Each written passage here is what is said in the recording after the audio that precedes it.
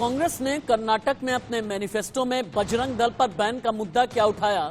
लग गई कर्नाटक से लेकर हैदराबाद और दिल्ली तक आग। ये आग सियासी है, लेकिन विरोध के सुर बहुत बड़े हैं, इतने ऊंचे कि सियासत में हो गया है संग्राम। क्या होगा अंजाम, आप खुद अंदाजा लगाएं। पहली बड़ी खबर दक्षिण भारत से। हैदराबाद में बजरंग दल का विरोध प्रदर्शन, कांग्रेस के घोषणा पत्र के खिलाफ प्रदर्शन किया गया है। कांग्रेस दफ्तर के बाहर किया गया विरोध प्रदर्शन। पुलिस ने प्रदर्शनकारियों को हिरासत में लिया है। कर्नाटक में पीएफआई की तर्ज पर बजरंग दल पर बैन लगाया जाएगा। कांग्रेस ने अपने घोषणा पत्र में बैन लगाने की घोषणा की थी। एक बार ऑडियो आप करें, क्योंकि ये जितने भी प्रदर्शनकारी हैं ये नारे लगा रहे हैं, कांग्रेस के खिलाफ ये प्रोटेस्ट किया जा रहा है। ये हैदराबाद की तस्वीरें अभी आप देख पा रहे हैं।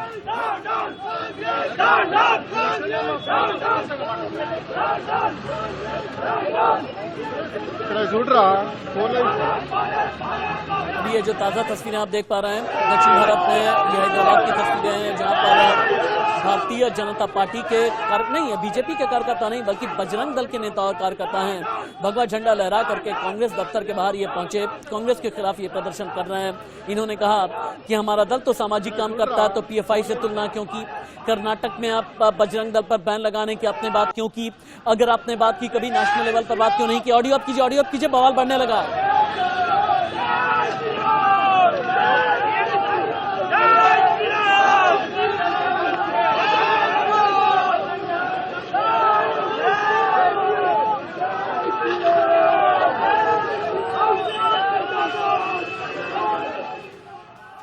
हैदराबाद की तस्वीरें आप देख रहे हैं, लेकिन बजरंग दल और कांग्रेस के बीच अब ठन गई है। बजरंग दल के नेताओं ने लगाए हैं पोस्टर, अपने घर के बाहर पोस्टर लगाए हैं, कांग्रेस के लिए चेतावनी भरे पोस्टर लगाए।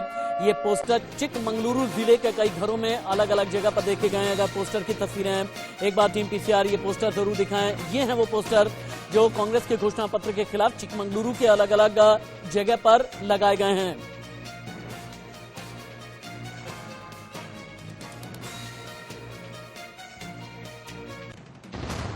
लेकिन बजरंग दल वाले मैनिफेस्टो को लेकर क्यों आखिरकार कांग्रेस के राष्ट्रीय अध्यक्ष मल्लिकार्जुन खड़गे खामोश हैं? इंडिया न्यूज ने मल्लिकार्जुन खड़गे से कई सवाल किया। उनसे ये कहा कि कांग्रेस के मैनिफेस्टो में बजरंग दल पर बैन की बात की गई है।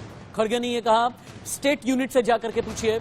खड़गे से जब ये पूछा गया कि आपका रिएक्शन क्या है, तो खड़गे ने ये कहा आप लोग तो ये चाहते हैं कि मैं विवाद पैदा कर दूं, और स्टेट यूनिट ने या फिर जिसने भी मैनिफेस्टो तैयार किया है उसने ऑलरेडी ये जवाब दे दिया है। मल्लिकार्जुन खड़गे की बजरंग दल वाले बैन पर खामोशी कहती क्या है? Dr. Parmeshwar has clarified. He was a chairman of drafting committee of that. So he has already yesterday replied. I don't want to reply. Agreed, you're the president, sir, but why did No, I don't want to reply that. Once my party people have replied, that's why I don't want to give my individual. ये बजरंग बवाल है, Bharatiya Janata party लाल है। BJP के प्रवक्ता संबित पात्रा और पवन खेड़ा जो नेता हैं कांग्रेस के, दोनों किस तरह से सियासी तौर पर आमने सामने आए, देखिए। हनुमान जी को लेकर आना, बजरंग बली के लिए इस प्रकार के शब्दों का प्रयोग करना और यह कहना कि जो भक्त बजरंग बली के हैं, जो बजरंग बली का नारा लगाएंगे उनको बैन कर दिया जाएगा, यह कर्नाटक की जनता और हिंदुस्तान की जनता नहीं सहेगी। शर्म आनी चाहिए। अगर प्रधानमंत्री ने ऐसा कहा है तो पूरी तरह से मैं बोल सकता हूं, दावे के साथ कह सकता हूं कि शर्म आनी चाहिए प्रधानमंत्री। ये ध्रुव सक्सेना जिस दल के हों, उनको आप मेरे आराध्य देव हनुमान जी से कंपेयर करेंगे, बजरंग बली से कंपेयर करेंगे? ये रक्षा करते हैं हमारी? बजरंग दल बैन वाली बात पर सियासी संग्राम बहुत तेज होता जा रहा है। दिल्ली में आज बजरंग दल का विरोध प्रदर्शन है। प्रदर्शन के दौरान हनुमान चालीसा का पाठ भी किया जाएगा। भारी संख्या में शामिल होंगे बजरंग दल के कार्यकर्ता। हनुमान चालीसा का पाठ करके बजरंग दल के कार्यकर्ताओं का यह कहना है कि हम असल में दिखाएंगे आईना। प्रधानमंत्री नरेंद्र मोदी कर्नाटक में जब कल थे, तब भी उन्होंने कांग्रेस के इस मैनिफेस्टो को लेकर सवालों के कटघरे में पार्टी को खड़ा किया। आज भी जब प्रधानमंत्री थे कर्नाटक में, भाषण दे रहे थे, तभी उन्होंने जय बजरंग बली कहकर के शुरुआत की। यानी ये कर्नाटक का पॉलिटिकल नैरेटिव है। बजरंग दल पर क्या कांग्रेस फंस गई है? क्या कांग्रेस के लिए बैकफायर कर जाएगा बजरंग दल को पर बैन को अपने मैनिफेस्टो में शामिल करना? क्योंकि प्रधानमंत्री नरेंद्र मोदी ने बड़े अटैक शुरू कर दिए हैं। देखिए और सुनिए। पार्टी ने अपने मैनिफेस्टो में बजरंग बली को थाने में बंद करने का निर्णय किया है।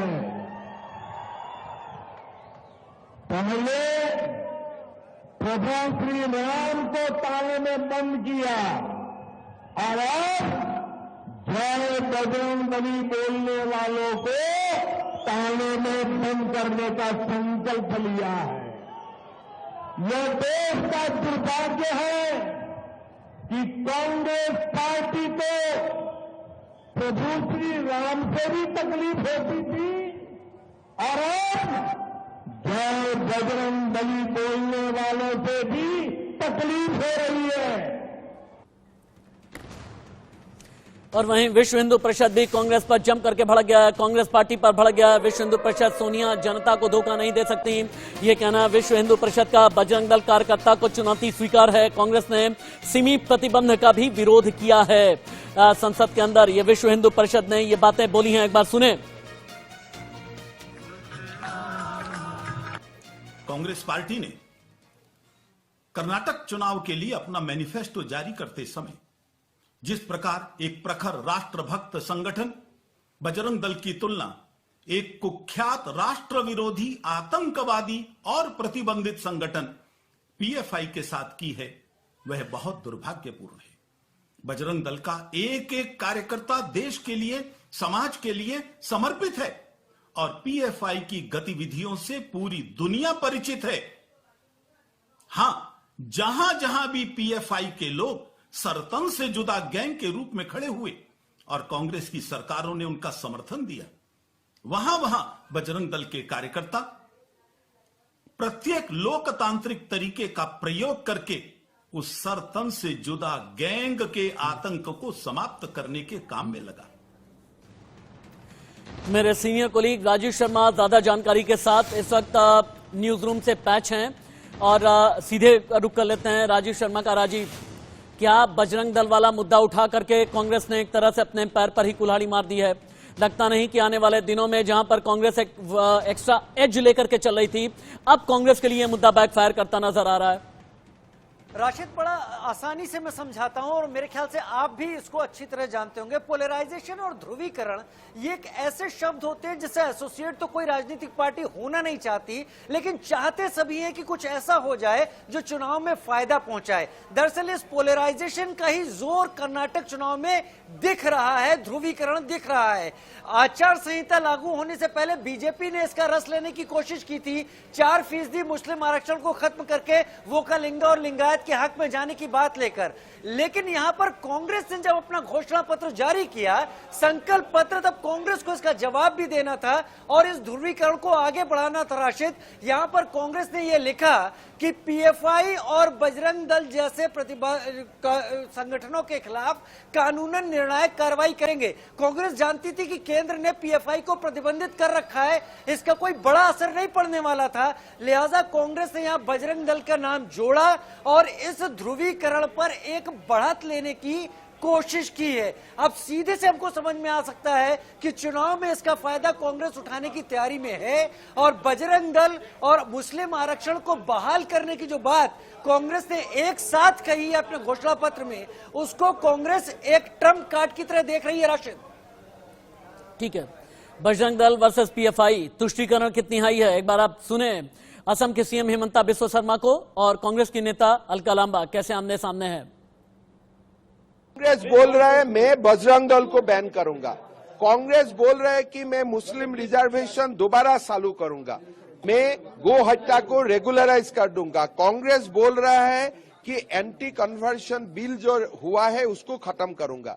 आज जो कांग्रेस का मैनिफेस्टो है ये कंप्लीट मुस्लिम फंडामेंटलिस्ट मैनिफेस्टो है। बजरंग दल जिस तरीके का उसका व्यवहार या जिस तरीके की उसकी भाषा, या आज भी कल से आप देख रहे हैं सोशल मीडिया पे चीजें आसानी से आ जाती हैं और बहुत आसानी से आप पता कर सकते हैं कि कौन क्या कर रहा है। डेफिनेटली अगर PF5 पर उंगली उठ रही है, स्वाभाविक है, चीजें हैं, सबूत हैं, और उसी के मुताबिक बजरंग दल के खिलाफ भी सबूत हैं, तो भेदभाव नहीं होगा। निष्पक्षता से कानून के तहत जो सुप्रीम कोर्ट का आदेश है उसका पालन करेगी सरकार। एक बवाल बजरंग दल को मैनिफेस्टो में, बजरंग दल बैन को मैनिफेस्टो में शामिल करने को लेकर के है। एक